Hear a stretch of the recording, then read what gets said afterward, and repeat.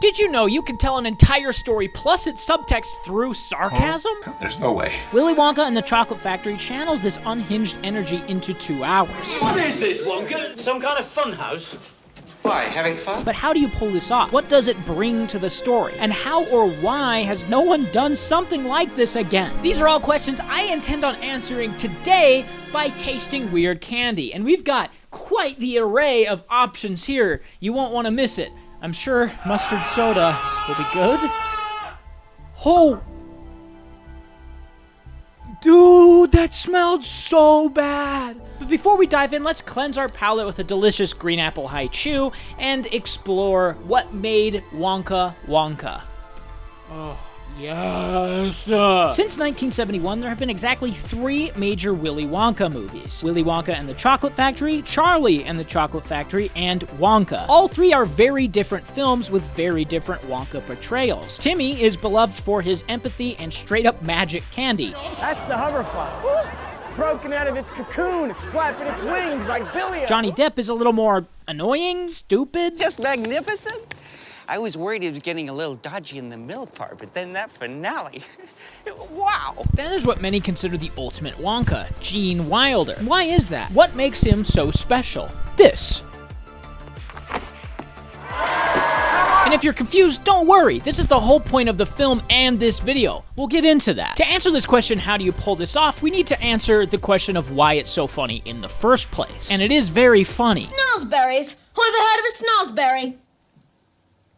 We are the music makers, and we are the dreamers of dreams. But Rendan, comedy is subjective. No, shut up. Comedy is easy. There's actually a formula to making a good comedy, and that is goofiness played straight.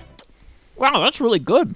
So what's your favorite comedy? Airplane, Step Brothers, Shaun of the Dead? These all have this thing in common. The characters are goofy and silly, but they don't know they are. The actors are pretending what they are doing or saying is completely serious, which makes the goofiness funny. It's pretty easy to pull this off, but Wonka does not go this route only. Willy Wonka has pulled something off far more difficult. There is absolutely dry, goofy comedy here, but not with Willy. This character knows that what he's saying is hilarious, but no one else does. Don't just stand there, do something!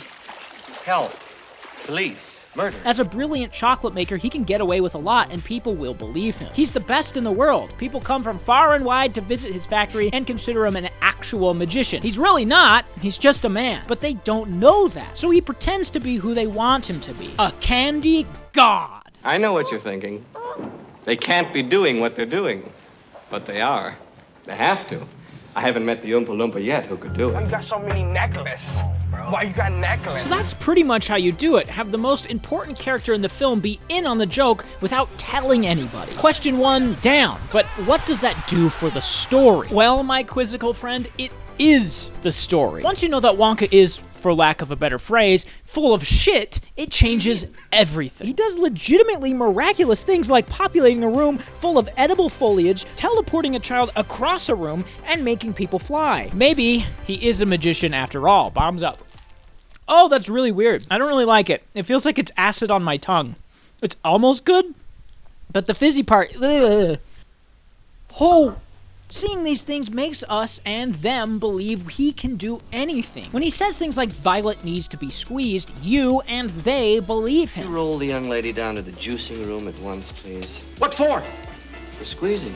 She has to be squeezed immediately before she explodes. Explodes! It's a fairly simple operation. But when he says Stop, don't come back. don't. So which is it? This is obvious sarcasm, and so the juicing room bit is sarcasm too? But that's the dance the film plays, brilliantly showing you things he can do, and either sarcastically or not, saying he can also do these other things off screen, making every scene, every line, and every moment engaging for the audience. We are as much in the factory as Charlie is trying to figure him out. And at the end, it's still not clear. What is clear is his contempt for a lack of simple manners and enabling parents. But can you blame him? It's a lot of nonsense.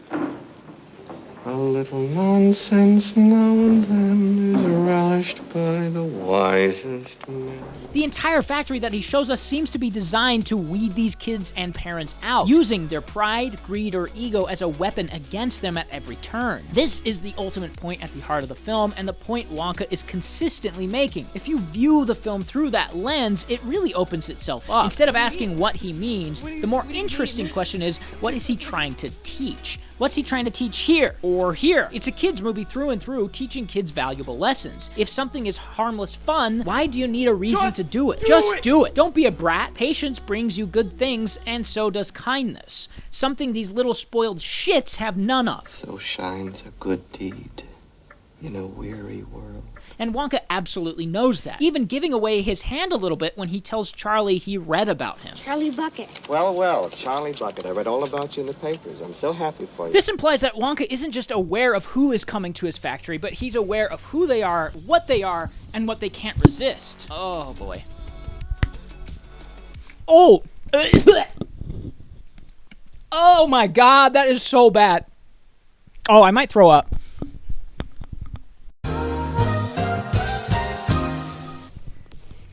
Holy shit, that was bad.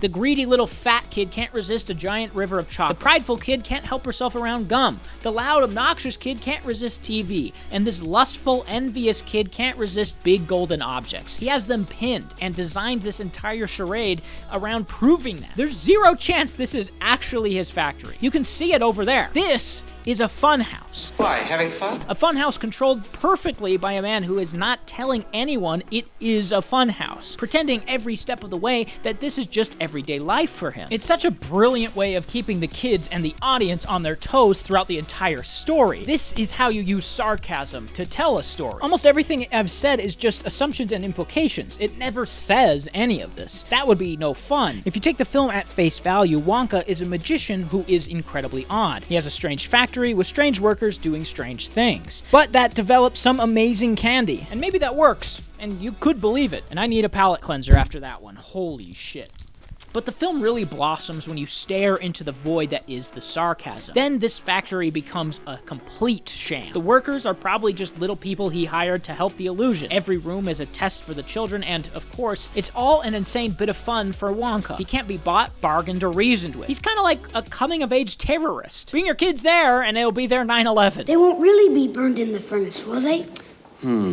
Well, I think that furnace is lit only every other day. So they have a good sporting chance, haven't they? This brings us all the way back to our first impression of Wonka, something that Gene Wilder insisted on. I'm really scared of this.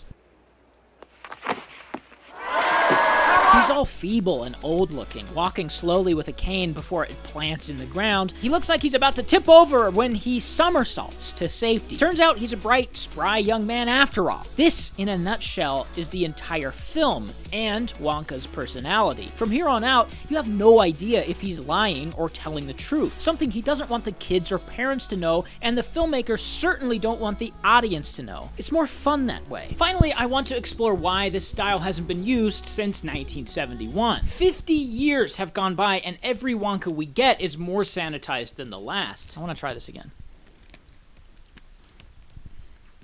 Oh, it's strange that the Wilder tone has never been adopted again. Either people completely missed it, wanted to do their own thing, or thought it was a bad idea. The Tim Burton movie tells more or less the same story, but it's told as if Wonka is being 100% genuine at all times, pulling away any subtext and calling into question how anything could be real. His factory is weirder, but less believable. He's more overtly mean and vindictive. Any mystery, fun, or teachable moments lessened by the lack of thought given to Wonka as a character. He's more or less a child too, which makes every child he loses feel far more intentional than accidental. He seems to be fine with the kids doing horrid things and almost seems to push them into it. Wilder was just an agent, a middleman, almost, in the kids' fall, making him feel like a third party to everything instead of the instigator. Of course, he designed the rooms to tempt them, but I don't think he genuinely wanted them to lose. Depp's Wonka seems to enjoy every time they do, bringing us to the latest Wonka, a story about the rise to power Wonka experiences. It's strange and doesn't feel quite right, but it's certainly a step up from the Burton film. Just like Depp, he's straight up a magician on the sticks. You see, I'm something of a magician, inventor, and chocolate maker. But this character lands awkwardly in the middle of the two performances. I, for one, think that the Wilder movie is near perfect and the only convincing way to tell this story. Do I need a bottle opener? Truth always lands somewhere in the middle of two extremes, and Gene Wilder is the truth.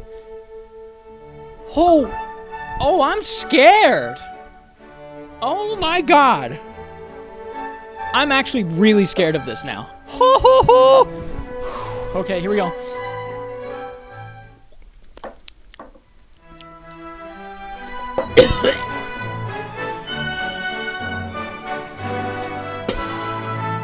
Thanks for watching.